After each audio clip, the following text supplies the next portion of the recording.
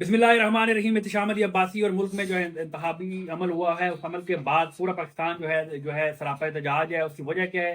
उसकी वजह यह है कि धांधली की गई है, लोगों के वोटों पर डाका डाला गया है। वो लोग जो पाकिस्तान की तारीख में कभी वोट देने नहीं निकले, लेकिन इस बार क्योंकि तमाम जो मुल्क की जो बड़े लोग हैं, जैसे अदाकार हो गए, सियासतदान हो गए, वकला हो गए, सहाफ़ी हो गए, हम लोगों ने भी बड़ी जो है एक वीडियोज़ बना बना के लोगों को ये कहा कि आप अपना जो वोट है वो पोल करें। उस वोट पोल करने के लिए इतनी बड़ी तादाद में लोग निकले कि इलेक्शन कमीशन पिछले 3 दिन से वोटें गिन रहा है, लेकिन अभी तक उनकी जो गिनती का अमल मुकम्मल नहीं हुआ। पाकिस्तान तहरीक इंसाफ वाहिद जमात का है जिसको सबसे ज्यादा वोट पड़े हैं, और पाकिस्तान की तारीख का सबसे बड़ा टर्न आउट भी आया है। लेकिन उस टर्न आउट के आने के बाद उस जो लोगों ने वोट दिया है, उस वोट की कदर नहीं की गई। लोगों के जो मैंडेट है उसको चोरी कर लिया गया। आज मैं आपको बताऊं कि कोयटा से लेके रावलपिंडी, इस्लामाबाद, आप मरी देख लें, जितने भी करीब करीब अटक, जेलम और मानसेरा, केपीके, एबटाबाद, जो जो जगह भी आप नाम लेंगे वहां पर लोग सड़कों पर निकले हुए हैं। उसकी वजह यह है कि अब लोगों ने वोट किसी और को दिया है और निकल किसी और का आया है। जैसे कि इस्लामाबाद की अगर हम बात करें तो इस्लामाबाद में 3 हल्के हैं, NA 46, NA 47, NA 48। 46 से आमर मुगल उनके मुकाबले में अंजम अकील थे। 47 से शोएब शाहीन उनके मुकाबले में तारक फजल चौधरी। और 48 में जो है अली बुखारी पीटीआई से।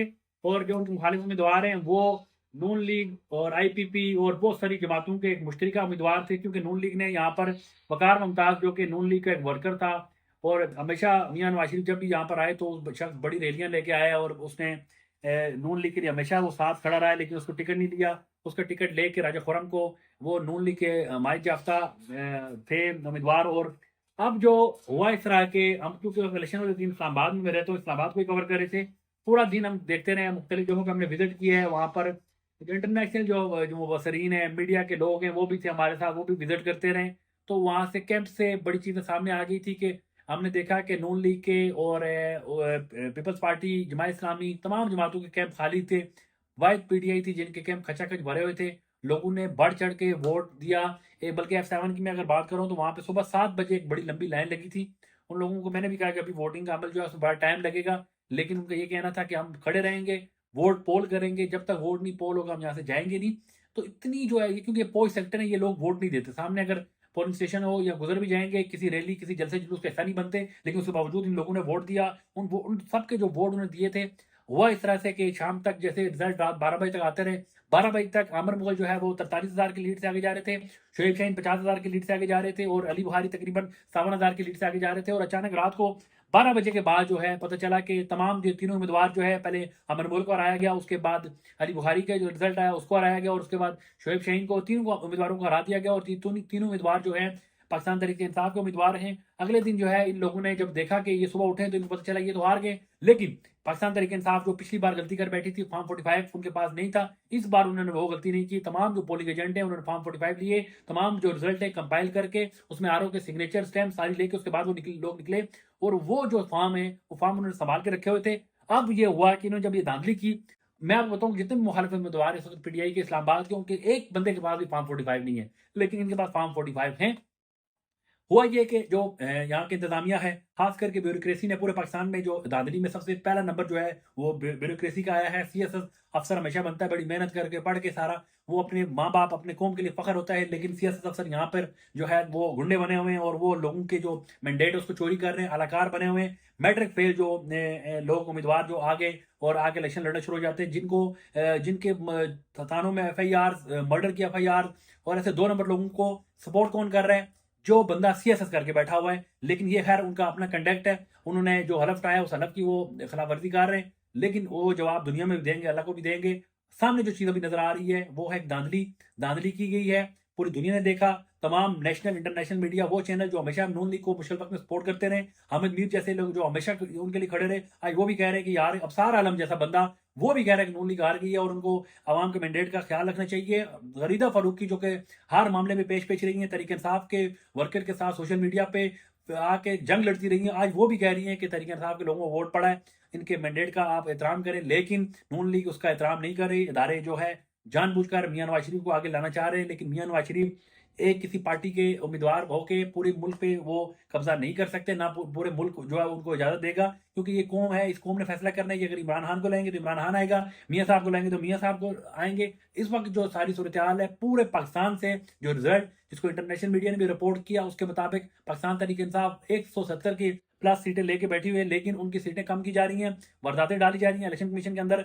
जो रिजल्ट लेट हुए पहले ही, और अब जो है दोबारा फॉर्म 45 जो जिनके पास है उनके अंदर रिजल्ट चेंज करके नए रिजल्ट बनाए जा रहे हैं। और मैं समझता हूं कि जो 50,000, 60,000, 70,000 की जो लीड है वो आपसे नहीं कवर हो सकती। कल अदालतों में भी आपने ये मुंह पे कालक बलनी है। बेहतर ये है कि वो लोगों को जो उनके जो मैंडेट है उनको दें, जो जीता है उसको उसकी हक दें। ये ऐसा तो नहीं हो सकता कि एक शख्स जो जिसने 50,000 वोट लिए लीड, 50,000, 1.5 लाख वोट लिए, 50,000 उसकी लीड है, तो वो उस शख्स को आप हरा के, तो आप किसी ऐसे शख्स को जिसने 50,000 कम वोट लिए आप उसको ऊपर ले आए, तो ऐसा कोई नहीं मानेगा।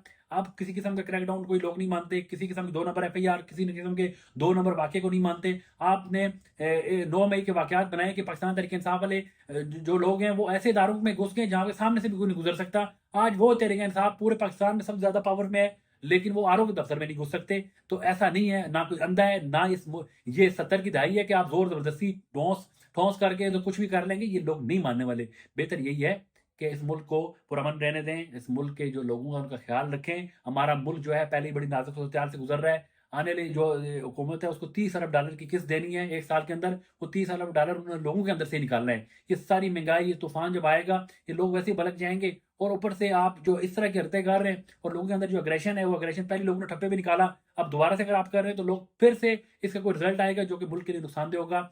आखिर में जो है मैं एक आपको जरूर पैगाम देना चाहूंगा, जो लोग पाकिस्तान में हैं और उन्होंने वोट पोल किया है और समझते हैं कि उनका वोट चोरी हुआ है, तो उनका काम ये बनता है कि वो अपने अपने मुतलका थानों में, इलेक्शन कमीशन में, चीफ जस्टिस सुप्रीम कोर्ट को, तमाम इदारों को एक दरख्वास्त दें।